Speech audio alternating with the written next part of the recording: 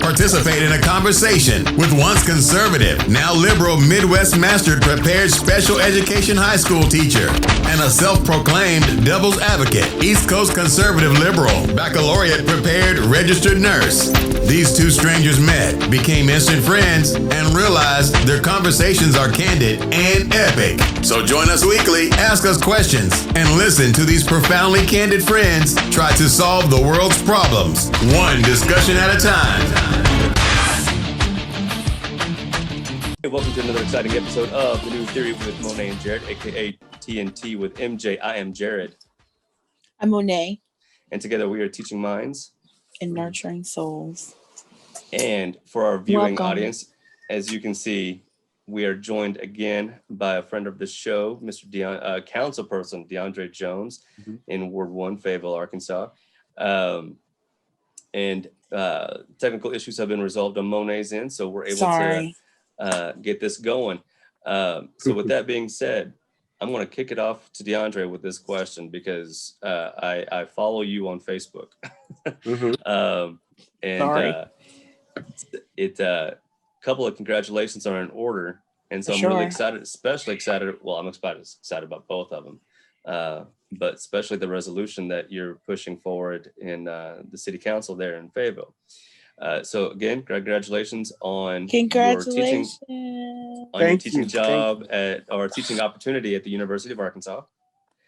And then this new resolution that you're moving forward or presenting, or I'm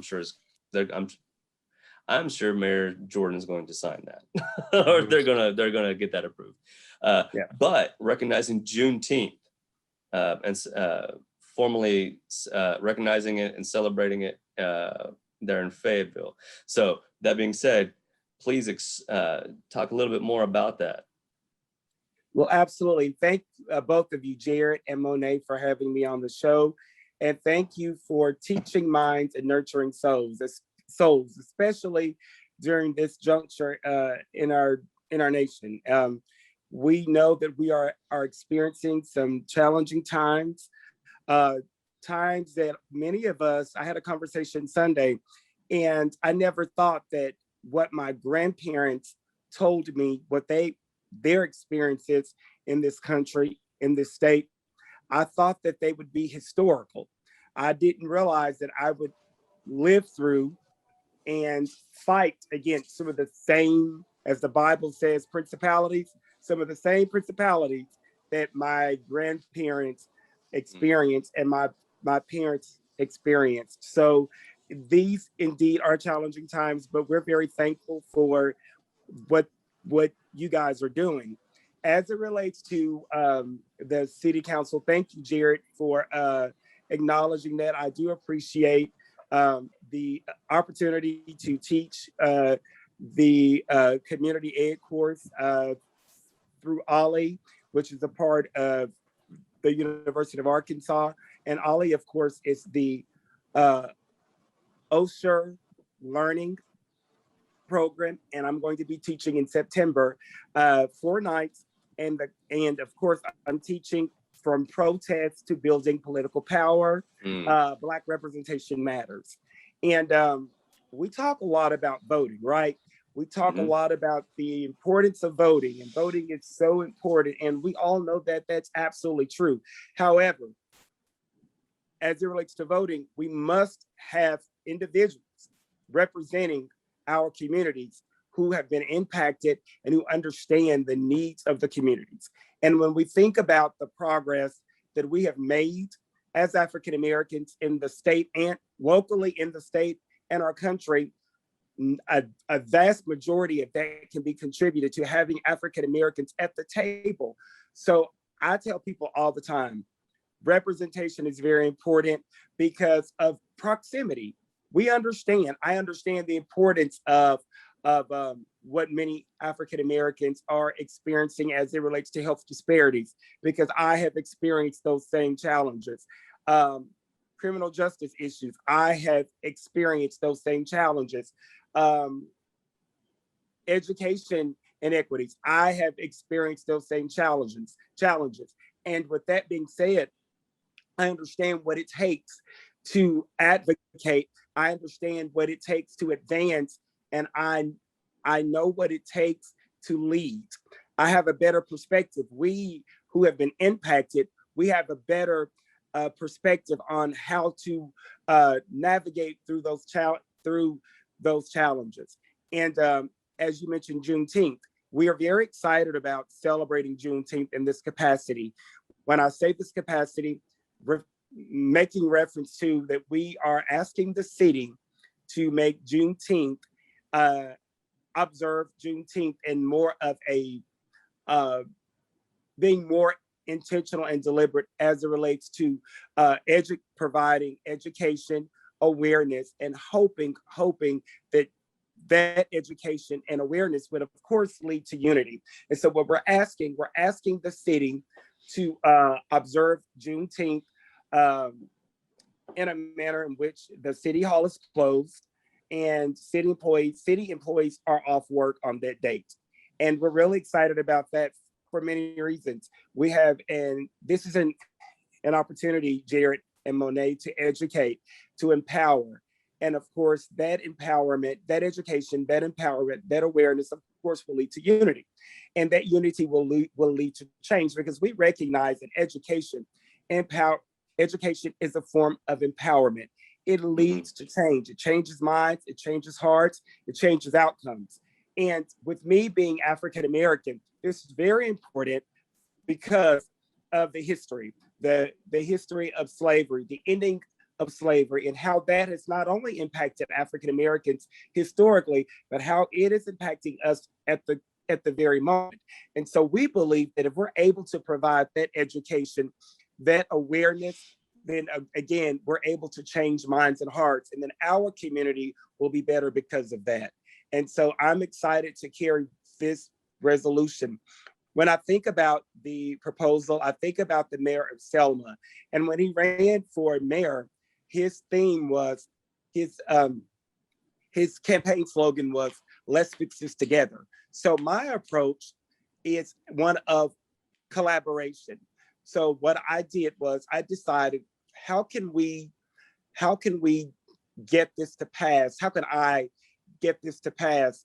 And with getting other individuals and groups engaged. And so what I did, I reached out to historic African-American organizations, and they each partnered as it relates to they basically collaborated as it relates to drafting this legislation, drafting this resolution, fixing this problem together. So as opposed to it being one person, it is a joint effort. It is indeed a collaboration, because we all want the same thing. Juneteenth, every African-American in this country, Juneteenth is relevant to us. And I know I can't speak for all African-Americans, but I can say this: any Black person in this country, we recognize Juneteenth should be, and I'm certain that it's important to us. So I'm thinking again, it should be a national holiday. Right. A federal holiday. Yes, yes. And so what we did in Fayetteville, I said, okay, let's do this. Let's address this together. So they all signed off on the proposal. And when I say they, the NAACP, a couple of fraternities and sororities, a few of the historic Black churches, one Black elected official, several groups who signed and said, yes, we want this to happen, because we believe that we must fix this together. The challenges with systemic racism, it has to be more than one group. We have to come together. My brothers and sisters in each of these organizations are coming together. Our common goal, of course, is to what? Unite against racism. So this is a great opportunity to do this by, of course, providing education and the necessary awareness to do just that. The other part of that is we have a group of allies who are going to be speaking out and supporting us, not leading us, not telling us what to say, but reaching out to the city council as a way of support. We recognize that with allies, there have been some challenges, as it relates to taking the lead. And we know that's not what allies do. Allies provide support. They are there simply to just support, not tell us what to do and how we should do it, but to support us, because we recognize that that is very much needed in this fight for racial justice. So I'm excited. If it passes, it will go into effect in 2022 because the city calendar for 2021 has already been created. So Monet, to your point, absolutely. This needs to be a federal holiday. And I believe that if it ever becomes a federal holiday, I do believe that that education, again, will empower and will influence change, much needed change. And then I do believe that we will begin to experience an America that is that's conducive to the needs of those of us who have been impacted by systemic racism. Well, I mean, I think it'll also do justice. A lot of this is education, a re-education for the white Americans in this country. Yes. For those that don't even know how to approach it. Right. I mean, there's feelings of guilt and that has nothing to do with it. It's enlightenment and looking how the whole system has impacted all of us in a very negative way. It's caused us to have, our now comedic Karens. But the reality is those severe levels of entitlement have really made these people delusional almost, like on the level of insanity. So like slightly psychotic behavior, because it's like, no, I'm not supposed to quote unquote bow down or kowtow to someone else because that's what our society told us not to. And you guys, all you colored people are inferior and I don't have to listen to you. Right. So this is a retraining and a re-education in that regards too. I'm very excited about your position with the university. I mean, is this accredited course? Is this course, can you take it? Can anybody come and take it? Is it a question and answer type? Sorry, DeAndre, I know it was a lot. No. It's actually not accredited, but it is an opportunity to educate the entire community. And we have had a lot of people, many citizens throughout Fayetteville and Northwest Arkansas take these courses. And when I was approached about teaching, I wanted to make sure that I was able to provide information that they may not always get. And it's 4 classes. The first night is kind of like an introduction. It's an introduction of why building Black political power is important. It's from protest. And one of the things that I've noticed, from protest to building political power, one of the things that I noticed, everybody understands the protest and everybody wants to be a part of a protest. That's been my experience. And we are known that when we don't like something, what do, Monet? We protest, right? We take it to the streets. Yes. So yes, everybody must know. Yes, everybody got to know how I feel. and I mean, this country is very familiar with protest, but I do believe that if we become equally familiar with the importance of building Black political power, that Black representation matters, I think that's when the change comes. Because we have been impacted, as you explained, we have been impacted by bad policies, by racist policies. So when African Americans, when we are in leadership, when we are in proximity, and when we have influence as it relates to these racist policies, if we have the ability to influence, to change these policies, the outcome is better for us. So protesting is great. It's a part of it. Voting is a part of it. But I encourage African Americans, I encourage people of color, I encourage my brothers and sisters to not stop there, but to run for office. And if you don't run for office, find a candidate to support. Because when you look at our country, we've only had one African American president. We've only had one we're experiencing right now, one African American woman president. Is it to say that Black people have not been qualified? Absolutely not. That tells us that building political power is the most important seats that we can have in our community, state, and country. And we have been locked out of it for so long. So if we were able to build political power, then we may not have to protest, because we wouldn't see so many inequities. we're seeing these inequities again because of poor policies, because of racist policies. So Monet, if people like yourself, you and me, if we were at the table, we understand anti-Blackness. We understand health disparities. We understand the legal system. We understand not having the same opportunities to advance in employment and education because of the color of our skin. Therefore, you and I are more inclined and more likely to address these issues and level the playing field. We can't expect white people to do this for us. We have to be at the table. And what's happening with voting, a lot of African Americans are not participating in the voting process because of the barriers. There's so many barriers. And so I'm at the table. I'm going to influence policies that will improve the quality of life for all people, but particularly for people, African Americans, who I represent, if that makes sense. It makes sense. Yeah. How do you feel about this, Jared, being a white man? I'm just sitting here absorbing it. You're absorbing. What are you absorbing, Jared? There was I'm sitting here thinking if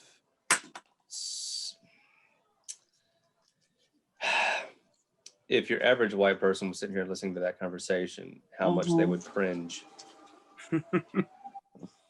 or how much they would want to speak out against whatever it is that was just said, because no, that's not true, but that's what we got to talk about though, Jared. Oh no, you're absolutely right. And what if you were, but for me, I'm person? Like, this is just, I'm like, because I'm sitting here like hitting the hammer on the nail, hitting the nail head, just like, man, because you're informed. We have to get in tap. It's just like I'm loving it because it's given me some education as well, or some, not even educate, insight, individual perspective, and so this is what in my stage of life, this is what I'm needing to hear. I'm wanting to get that individual perspective, whether I read it from a book, listen to it on a podcast, listen to either one of you, and just listen. It gives me that perspective and allows me to relate to, if anything, my students a whole lot better, and be able to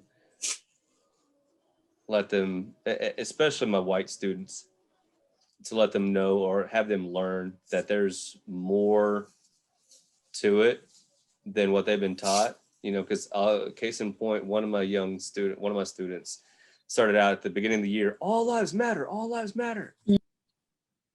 Okay, let's talk about that. Now it's, they should be treated like that. Why are they being treated like that? That's not okay. You're right.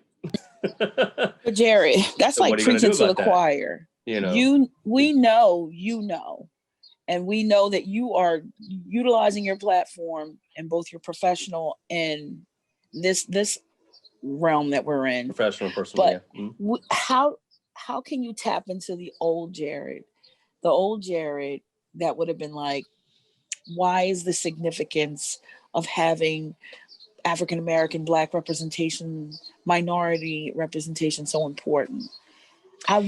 Because then we can then start like navigating that thought process to help rewire it. Because ultimately, all we're going to keep facing is a whole bunch of white folks that's like, why do we keep needing to talk about minority? I mean, serious. And the thing is, you get it because you've educated, you've read books, your community is diverse. You're able to communicate with everyone on an equal, like not with no offense. There's no offense. I'm asking a legitimate question. What is it? What does that mean? Why? Why is that important? Where we still have white people that have that form of etiquette, where they're not comfortable with asking those questions, where they don't feel like they feel like what's the significance of it? Why do they keep saying this? Mm-hmm. Mm-hmm. How do we how can we communicate to those type of white people? And that was something that DeAndre and I were talking about earlier, pre-conversation. that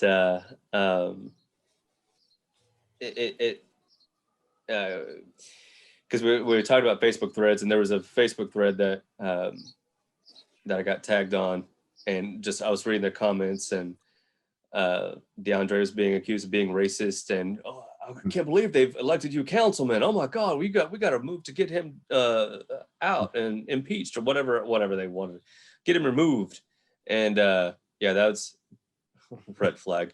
So, anyways, I think about it: removed versus outvote, impeach, whatever. Yeah, like we gotta exactly. Anyway, yeah, right. Let them know, Jared. Wake them up. But it's identity. There's that sense of identity because this whole I don't see color, I don't see race, I'm not racist, I have a black friend, or whatever else BS line you want to spew. It's an identity that has been ingrained throughout your obviously formidable years, and now you're living in that bubble, and you're not wanting to expose it. And it's interesting because as y'all were talking, I'm sitting here thinking, you know what? I kind of went through the 5 stages of grief when I first started, when I started learning, because Monet will recalls, like, there was a time where I was just angry. I was feeling guilty, remorseful, and now I'm at the acceptance stage where now I'm just wanting to get more and more. I want to learn. I want to get that perspective. But Jared, we got to delve into who you were angry with and who you were dissatisfied with. And it's more like the system, the machine itself. Yeah. Not necessarily, because see, this, when I speak to white folks, they're like, but my ancestors did it. I didn't do it. And it's like, well, yeah, we know. You're right. But by subscribing to the ideology that your family gave you, okay, we don't necessarily want anyone to feel punished. We just want you to be enlightened, exactly, educated, so that you can step back and not just have that knee-jerk judgment. You're saying, okay, so wait, what do we call it, Jared? Critical thinking? Yeah. Right. Mm-hmm. Right. That's funny because we were just talking about critical race theory a little while ago, which involves critical thinking, God forbid. But to answer your question, at first I was kind of mad at myself because I'm like, I'm a white man, damn it, that type of thing. But then it was like, wait a minute, I need to be mad at the system that taught me to think that. Mm-hmm. It has nothing to do with my parents, because my parents did the same thing. They only knew what they were exposed to. Perpetuation. And after that, they were not interested in learning anything else outside the realm of what they had to learn. If you say, if the news is saying that these minorities are wild, control, that was all the 80s right there. That was the entire 80s. if so, you've got the media, you've got imagery. Like, remember, anytime somebody gets killed, they always show the minority. They never show exactly the white person. So you've got that. Then you've got your textbooks in school. So you've got all of this bombardment with negativity, and so therefore you're like, you know what? It must be because everything and everybody is telling me this is how it is. And now it's like, now we're saying to the white folks, now listen to why all the black people are angry, because you got a half truth. And not only did you get a half truth, I need you to acknowledge that you got a half truth. And say, you know what, that's one-sided story. And even then that was a glorified sided story. Exactly. So now it's like, well, then how do we fix it? Because everybody, if you go to Norway, they love being Norwegian, Swedish. They love being Sweden, British. What are we supposed to hate ourselves now? No. Yeah. But when we talk about the Civil War and we talk about the Revolutionary War, it took everybody to say, let's try. So Native Americans, come on. What are you doing right now, Jared, in your high school history class with the Native American coders? Oh, that's one of my students. One of my student groups is doing a research project on the Navajo code talkers. But I'm going to take this opportunity because I know that DeAndre is on a tight schedule and he needs to take off. But we're going to keep going for another 10 minutes or so. Sure, after DeAndre. But DeAndre, I want to give you an opportunity. If there's anything else that you would like to share with us before you take off for your obligation? After we make the presentation, after the resolution passes, I would like to kind of, come back on and share with you guys how important that is. Please, we would love that. Please, open invitation. We would love that. We would love that. Open invitation, absolutely, anytime. Yes. Thank y'all so much. Yes, thank you for joining us. Absolutely. All right. Bye-bye. Take care. Bye. I'm so sorry. This is what happens when you live in two totally different areas, and buying these new earbuds just totally fucked me over. It's all good. And I let DeAndre know what was going on. And so he was very, very understanding, which anyone would be. But to answer your question, so my students are doing a World War II project. I gave them 9 topics to choose from. And there's only one topic that's being repeated. Everything else is original, and I love it. I love that.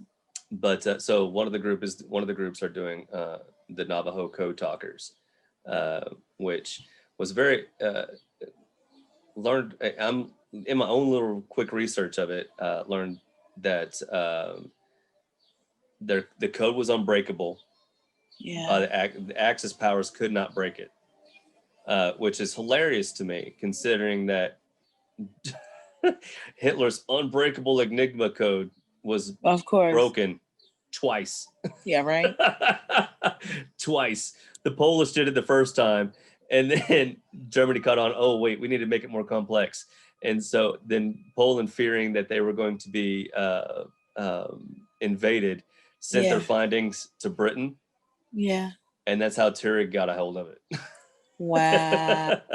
Awesome. Yeah.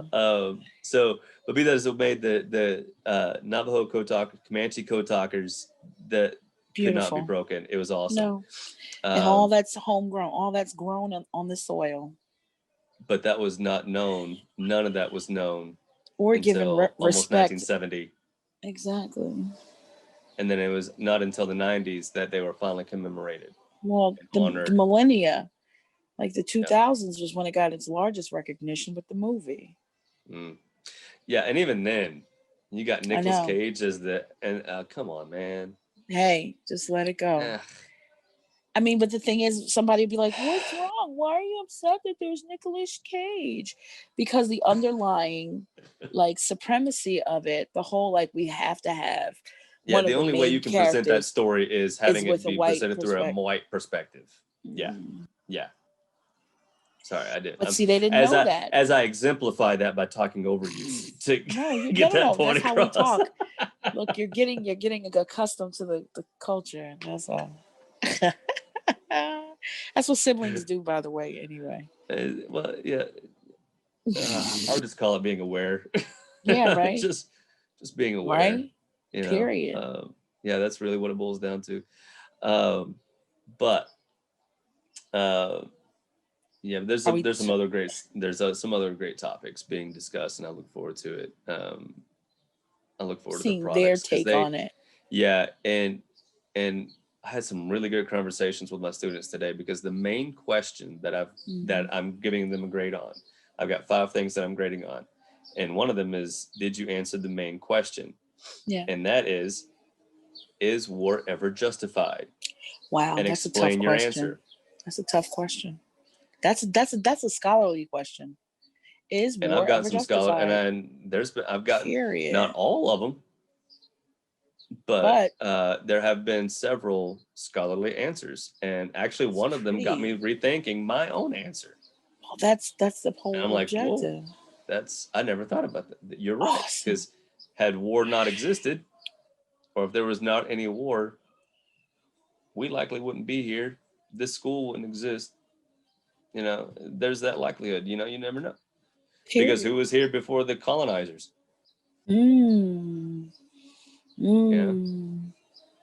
And so if there wasn't that need for not even, but drive for power. Well, you're invoking thought, honey. Then this is going to transcend in so many other areas in their lives. But that came from a student. Well, that's why it's even more beautiful, right? When the kids are doing it, then that means there's hope for our future. They're thinking. That's the objective. Think.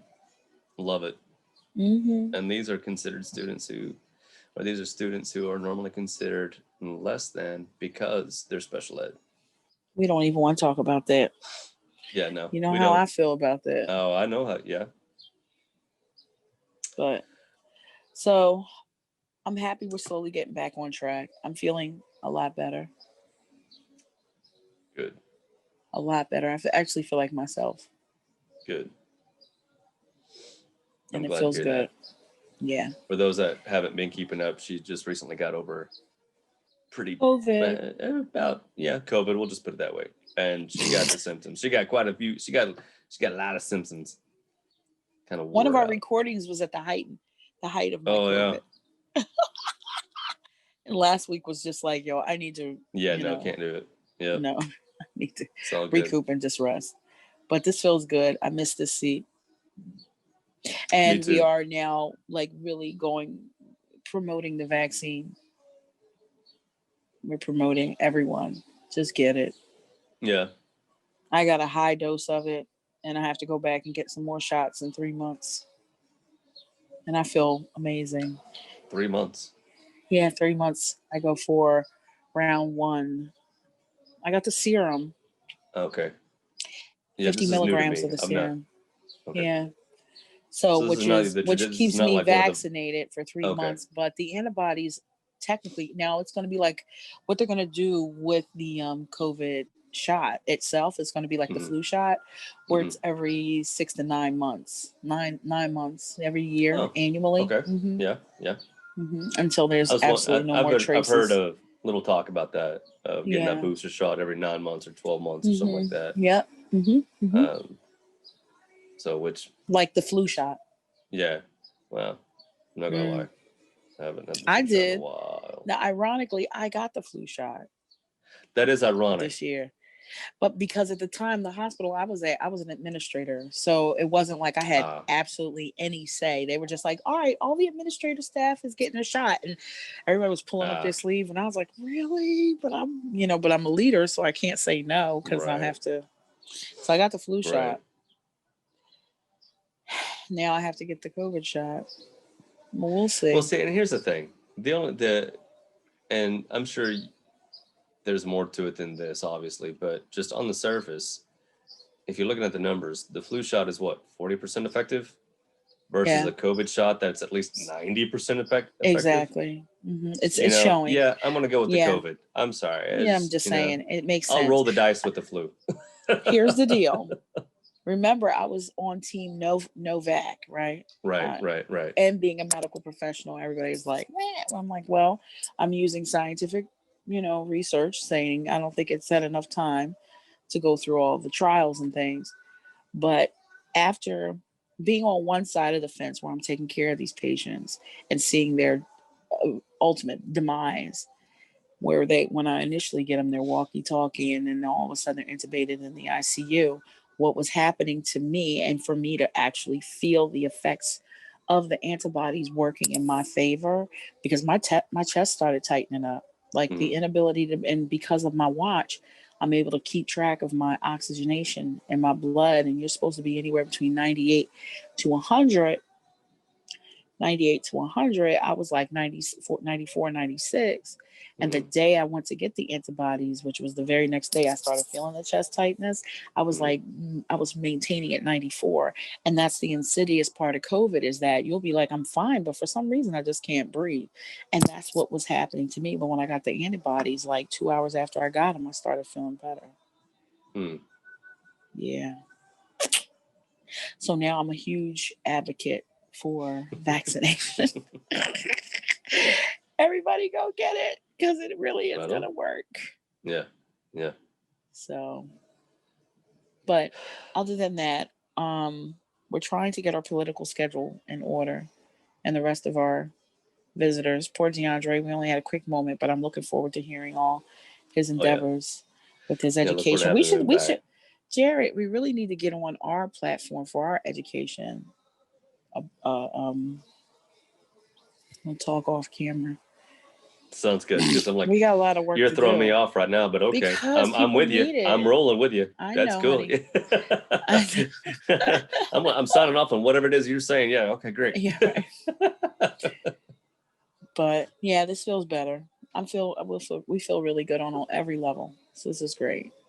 Right on. And I'm happy to successfully again do this from New York and not from Philly. And it looks like I can hear the background. It sounds awesome. Yes, I live in a predominantly Spanish community. So that's beautiful. That's awesome. Just like you, though. I mean, the music is great. I'm hearing it in the background. Like, yeah. I bet that's awesome. I heard that before. No, everything is it doesn't. The thing is, whatever your perspective is, if you're a happy person, it's a happy environment, period. It's a beautiful environment. If you're a miserable person, the environment's miserable. That's it. Period. Yeah. And on that note, we're going to go ahead and call it good. Say thank you. Bye.